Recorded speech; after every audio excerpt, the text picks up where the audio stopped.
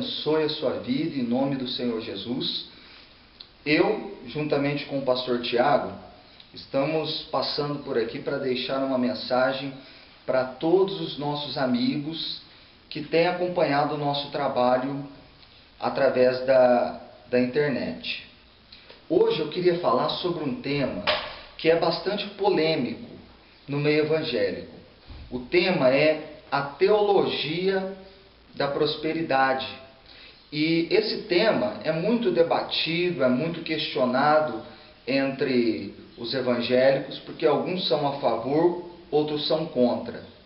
Só que a teologia da prosperidade se tornou até um motivo às vezes de gozação, de zombaria, por causa da ideia errada que as pessoas passam. Por exemplo, uma pessoa diz assim, eu era pobre e fiquei rico. A pessoa diz, eu cheguei na igreja devendo 500 mil, paguei as dívidas, prosperei, hoje eu tenho carro, tenho casa. Às vezes, a pessoa que prega a favor da teologia da prosperidade, às vezes faz com que a teologia da prosperidade pareça uma espécie de mágica. Eu era pobre e fiquei rico, como se fosse num passo de mágica. A pessoa não diz o que ela fez, porque certamente esse de pobre para rico teve um processo que ela passou. Então o cristianismo não é uma coisa que você entra pobre e fica rico. Mas a teologia da prosperidade me mostra na Bíblia que uma pessoa entra sem visão e recebe uma visão.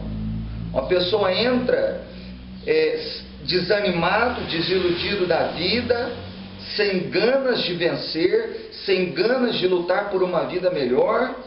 E ela, uma vez que é imbuído da fé que o cristianismo nos dá, ela passa a ter ganas de vencer.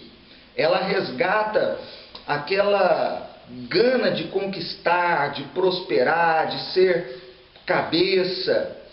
Então a teologia da prosperidade, eu repito, não é uma coisa que você entra pobre e sai rico. É uma coisa que você entra sem ganas de vencer e sem visão. E você recebe aquele renovo espiritual, passa a ter ganas de vencer e passa a ter uma visão que vai fazer com que você, não é que Deus te tira da pobreza, na verdade Deus te dá a visão para que você mesmo, por si próprio, pela força do seu trabalho, saia da condição que você está, certo? Então eu separei aqui para você que eu gostaria de falar hoje sobre a liderança de José. E eu vou trazer para vocês um ponto da liderança de José e o pastor Tiago vai trazer um outro ponto. Por quê?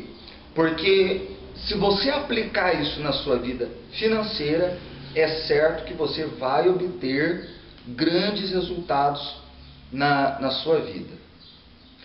O primeiro ponto da liderança de José que eu gostaria de falar para você que nos assiste agora é uma coisa que faz a diferença.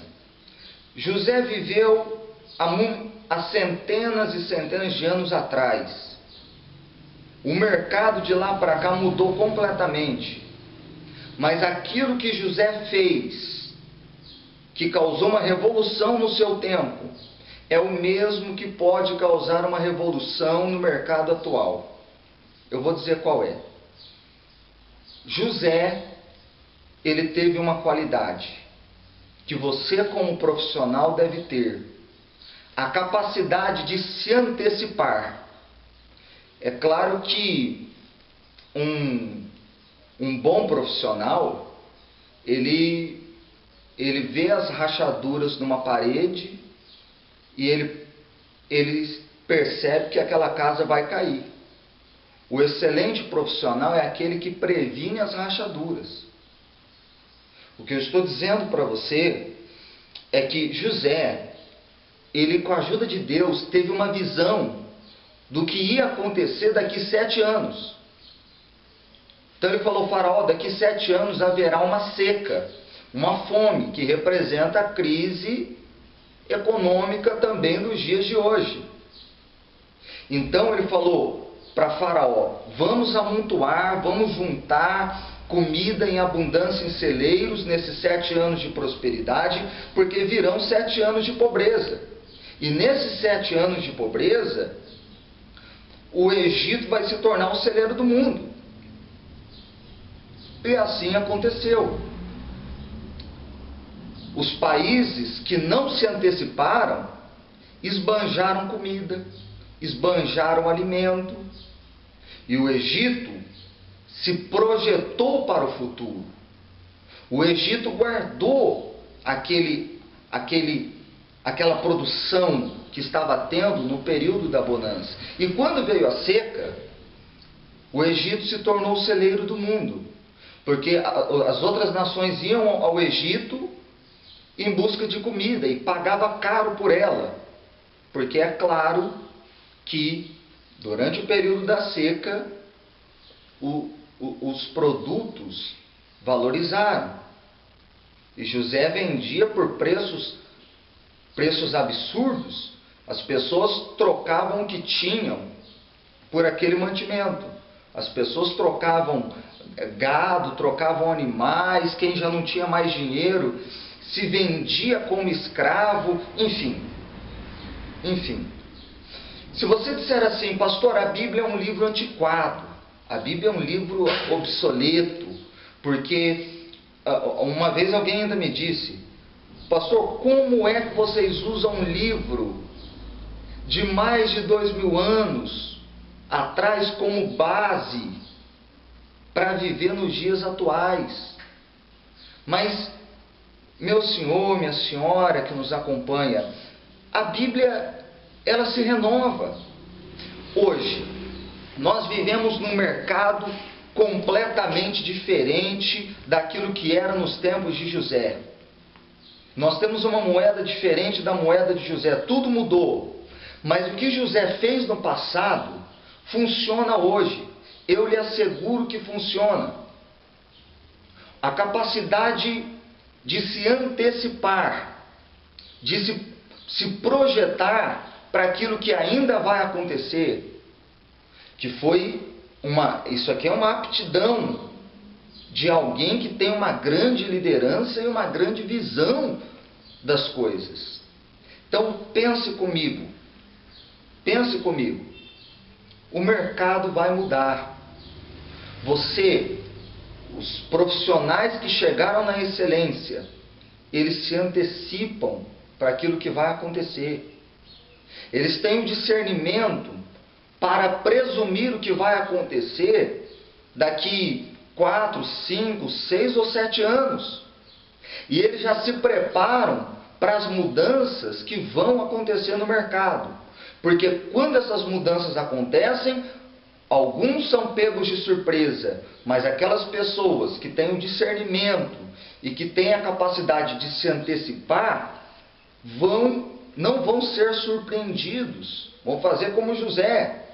Vão fazer a grande diferença. É a mesma coisa. Se você dirige um carro, você precisa enxergar pelo menos 500 metros à sua frente. Se você pilota um avião, você tem que enxergar pelo menos 10 quilômetros à sua frente. Então, quanto maior a velocidade que você anda, maior tem que ser a sua capacidade de prever o que vem pela frente, os obstáculos que vêm. E a gente vê isso na Bíblia quando a Bíblia diz assim: pela manhã semeia a tua semente, e à tarde não retires a tua mão, porque não sabes qual prosperará, se esta, se aquela, ou se ambas igualmente serão boas. Então a capacidade de você prever que vai haver um obstáculo. Se você, como eu disse, se você pilota um carro, você tem que ter, se você dirige um carro, você tem que enxergar 500 metros à sua frente.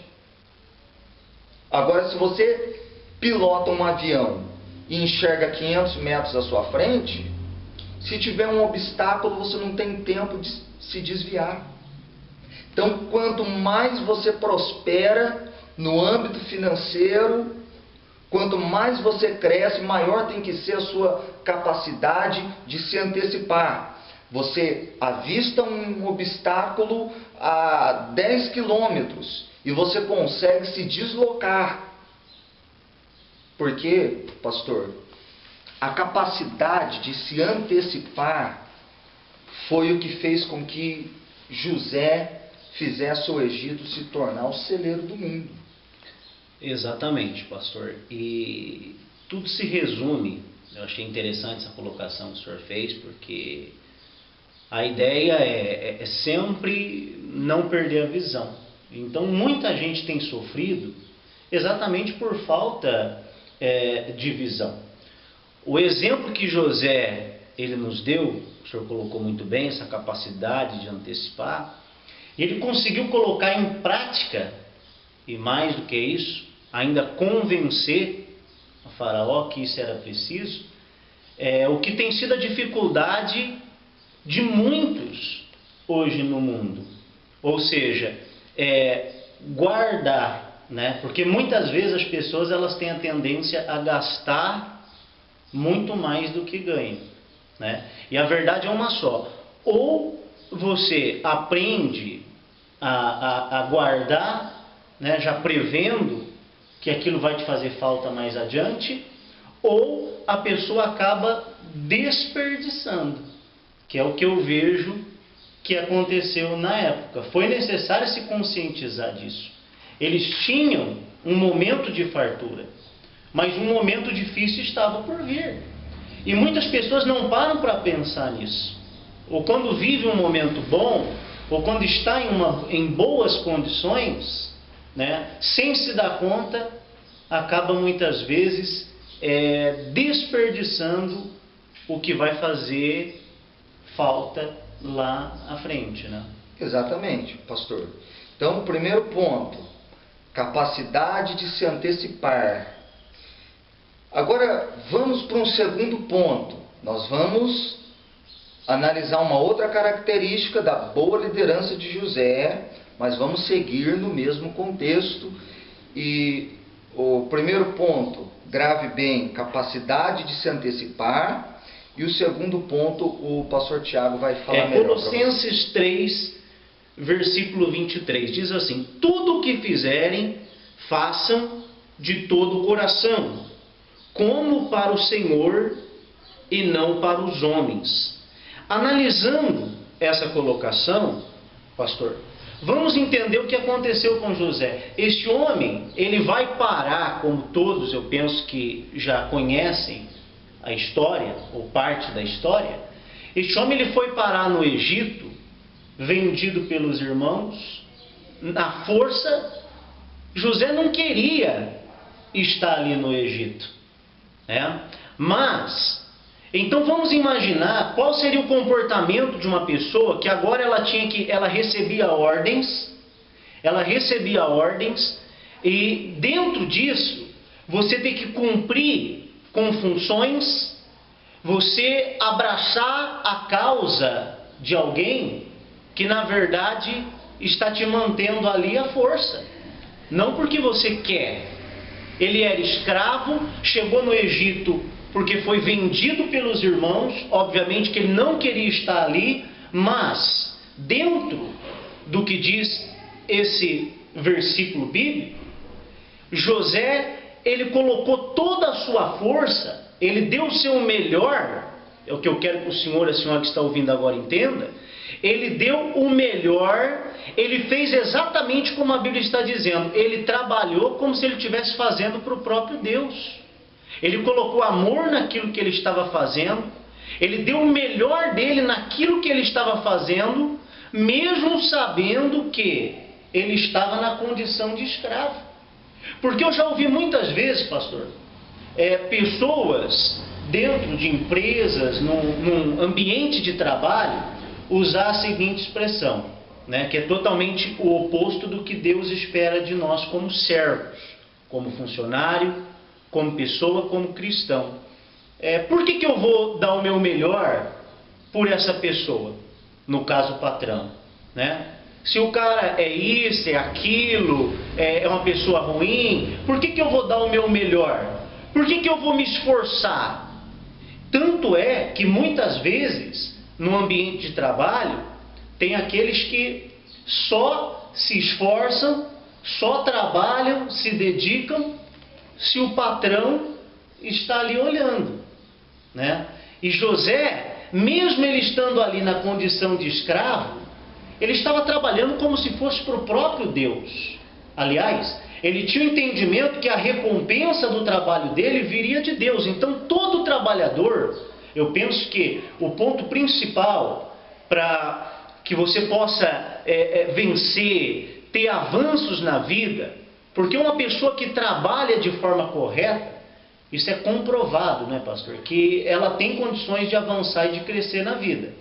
Agora, quando uma pessoa trabalha de forma correta e ainda tendo a bênção de Deus, ela vai muito além. Então José, ele era um homem que ele se preocupava com isso. Ele acreditava na bênção de Deus, ele dependia da bênção de Deus, e isso fez com que ele, mesmo na condição de escravo, ele poderia ser como muitos fazem, ele poderia fazer como muitos fazem. Eu não vou dar o meu melhor por essa pessoa porque ela não merece. José poderia ter pensado e agido dessa forma. Eu não vou dar o meu melhor aqui, por quê? Porque eu estou aqui como escravo. Eu não queria estar aqui. Eu fui forçado a estar aqui no Egito. Estou longe da minha casa, longe dos meus pais, estou me sentindo um peixe fora d'água. Ele poderia empurrar com a barriga, como se diz, fazer tudo relaxadamente, mas ele jamais teria alcançado o posto que ele alcançou se ele não tivesse feito as coisas como se estivesse servindo ao próprio Senhor. Exatamente. E é claro que isso fez a grande diferença. Até dentro desse contexto que o senhor está falando, pastor, tem pessoas que trabalham bem. Só que a pessoa às vezes trabalha bem, mas não coloca garra, não coloca paixão naquilo que está fazendo. E como o senhor leu, tudo quanto fizerdes, fazei de todo o coração, como o Senhor e não os homens. A expressão todo o coração, quando você diz assim, a pessoa não coloca o coração naquilo que faz, aqui o coração é sinônimo de garra, né? De dar o melhor de si. E partindo desse princípio que o pastor disse, eu costumo dizer sempre às pessoas que tudo na vida depende da estrutura que você tem. Se a sua estrutura é feita para subir, para ficar no alto, ou se a sua estrutura é feita para descer. Por que eu estou dizendo isso? Vamos imaginar o seguinte: se você entra numa piscina cheia d'água, e você coloca uma pedra na superfície da água, a hora que você soltar a pedra vai afundar, porque a estrutura da pedra foi feita para afundar. Se você pega essa pedra e tenta segurá-la na superfície, você vai segurar por 1 hora, por 2 horas, vai cansar. E quando você soltar, a pedra vai para o fundo. Porque a estrutura da pedra é para afundar. É a mesma coisa, pastor. Se a estrutura que a pessoa criou, estrutura emocional, espiritual, a estrutura profissional foi feita para afundar, ninguém, por mais que queira, vai segurar ela no alto, na superfície. Agora, vamos inverter o exemplo. Pega uma bola de futebol, coloca ela na superfície da água, ela não vai afundar. Ela não vai afundar. Agora, tenta você pegar essa bola, descer ela no fundo da água, você vai segurar ela por algum tempo. Mas quando você soltar, ela volta para a superfície. Então, se a tua estrutura é feita para subir, para ficar na superfície, Alguém, teu patrão, seu pai, sua mãe, seu marido, sua esposa, pode te segurar no fundo por algum tempo, mas não pode te segurar por todo o tempo. Então tudo depende da sua estrutura. Eu estou dizendo isso, pastor, porque, veja bem, José, ele foi vendido como escravo. Na casa de Potifar, dentro de algum tempo, ele se tornou o chefe dos escravos. Depois, por um azar, ele foi parar dentro da cadeia. E algum tempo, como presidiário, ele se tornou o chefe dos presos. Então não tinha acordo. A estrutura dele era para subir. Não tinha quem conseguiria colocar o José, segurar o José lá no fundo por muito tempo, porque a estrutura dele, a estrutura que ele tinha, era para subir. O que é uma estrutura para subir, pastor? É quando a pessoa ela adquire uma força emocional e espiritual para não aceitar o fracasso, para não se render ao momento que ela está vivendo. Porque tem gente que nada abate ela, e tem outras que por qualquer coisinha estão se abatendo. Se você é uma pessoa hipersensível, a sua estrutura foi feita para afundar. E é fantástico, pastor, essa colocação que o senhor fez agora, porque, como a Bíblia diz, né, as mesmas aflições se cumprem com todos os nossos irmãos no mundo, né? Então o senhor vê que é uma realidade que não tem como, é incontestável. Da mesma maneira que os irmãos de José tentou ofuscar de qualquer maneira o brilho de José, o potencial de José, os sonhos de José, a capacidade que José tinha, que já se destacava desde a sua infância, né? Na casa de Potifar a mesma coisa aconteceu. De alguma maneira tentaram ofuscar, né, simulando ali que um assédio, um ataque por parte de José, que não aconteceu. Ou seja, as mesmas aflições se cumprem com os nossos irmãos hoje no mundo. Hoje o que tem de pessoas, porque essa realidade, pastor, ela não muda. Hoje no mundo, infelizmente, sempre foi e sempre será assim. Sempre haverá pessoas tentando ofuscar aquele que já é notório que ele nasceu para brilhar. Porque como uma pessoa ela tem potencial, ela tem capacidade, sempre vai haver pessoas inseguras, pessoas invejosas, pessoas maliciosas, querendo ofuscar de qualquer jeito.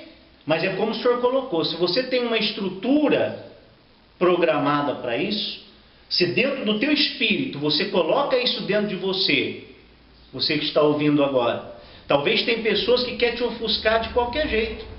Mas como disse Jesus, ninguém pode esconder uma cidade edificada sobre um monte, né? Ninguém pode esconder aquele que nasceu para brilhar.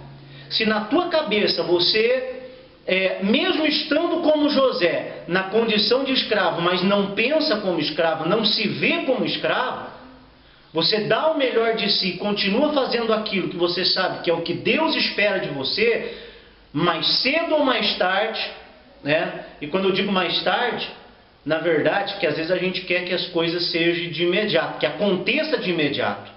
Mas nós sabemos que não é assim, né, pastor? Mesmo o próprio José, para ele conseguir ter êxito, para ele conseguir, aliás, realizar o que era o sonho dele, houve um processo para isso.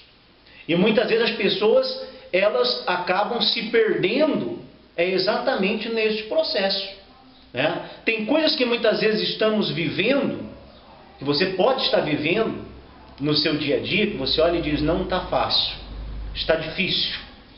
Por que que Deus permitiu tal situação?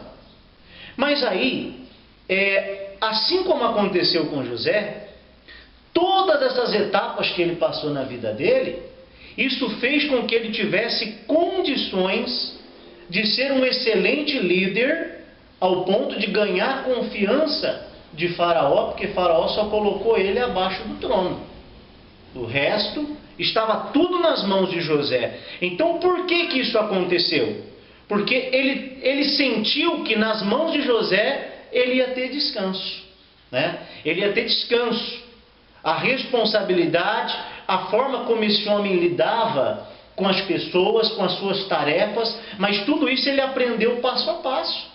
Certamente, o tempo em que ele ficou lá na casa de Potifar foi muito benéfico para ele lá adiante. Por exemplo, eu costumo dizer assim, pastor, uma pessoa que ela tem como objetivo ser um excelente professor, um dia foi preciso que ela fosse um excelente aluno, né? Então, para José se tornar um excelente líder, ele também teve momentos onde ele esteve na condição de escravo, de servo. Ele começou lá onde certamente ele encontrava muitas dificuldades, mas ele foi dando o melhor de si, foi se destacando, ele aprendeu o que é ser servo. Porque uma pessoa ela sabe de verdade como deve tratar um servo quando ela também já foi servo. Verdade, pastor. Inclusive, até para a gente poder finalizar, agora, dentro de tudo isso que foi falado, vamos voltando ao que eu disse na introdução dessa mensagem. As pessoas zombam e não põem credibilidade na teologia da prosperidade, por causa da maneira como as pessoas apresentam. Então, por exemplo, pastor, eu era pobre, fiquei rico. Mas foi um passe de mágica? Claro que não. A teologia da prosperidade, Deus é a favor da nossa prosperidade.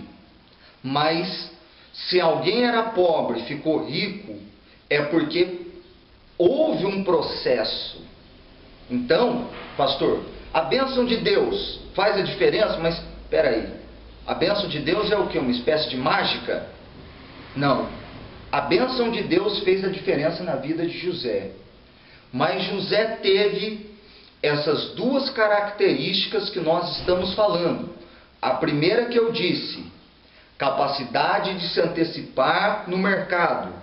E a segunda que o pastor disse, quer dizer, dar o melhor de si e colocar o coração naquilo que você faz. Certo? Aplique esses dois aspectos da liderança de José na sua vida. Liderança se exerce em qualquer lugar. Quer dizer, quando a pessoa é um líder nato, como José, se exerce liderança dentro da cadeia, se exerce liderança entre os escravos, e você deve criar uma estrutura para subir. É um prazer alcançar a sua vida através dessa mensagem. Nós estaremos gravando outras mensagens para ajudá-lo a crescer no conhecimento da palavra de Deus. Que Deus abençoe. Eu sou o pastor Dario Garcia, do Ministério Vencer em Cristo. Um prazer alcançá-lo. Deus abençoe. Amém. Um prazer, muito obrigado pela sua companhia, por estar nos ouvindo, nos assistindo neste momento. E estaremos como o pastor colocou. É o nosso prazer poder te ajudar e conte conosco. Estamos aqui à disposição e sempre é um prazer ter a sua companhia. Que Deus os abençoe grandemente. Eu sou o pastor Tiago Teixeira e juntos, como o nome do nosso ministério, né? Vencer em Cristo. Vamos vencer em Cristo. Vamos vencer em nome de Jesus. Em nome de Jesus. Até a próxima. Tchau.